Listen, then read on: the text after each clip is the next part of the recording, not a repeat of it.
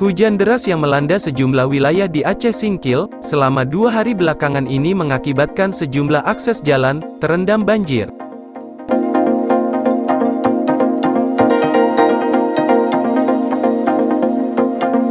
Pantauan Aceh Portal, salah satu dampak dari hujan tersebut yang kini terendam banjir, adalah akses jalan Singkil menuju ke Teluk Rumbia.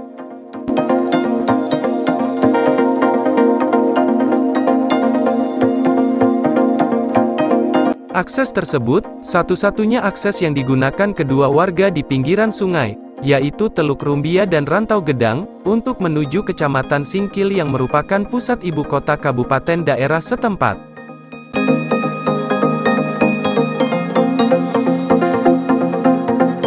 Kini, para pengguna akses tersebut pun merasa kesulitan untuk bisa melewati jalan itu, baik itu menuju Kecamatan Singkil bahkan sebaliknya, untuk keperluan dengan menggunakan kendaraan roda 2 dan 4.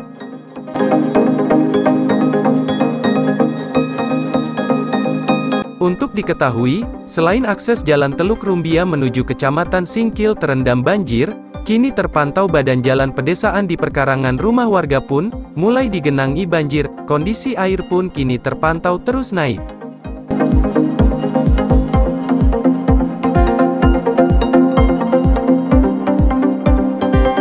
Dari Aceh Singkil, Aceh, Zulkarnain Aceh Portal melaporkan.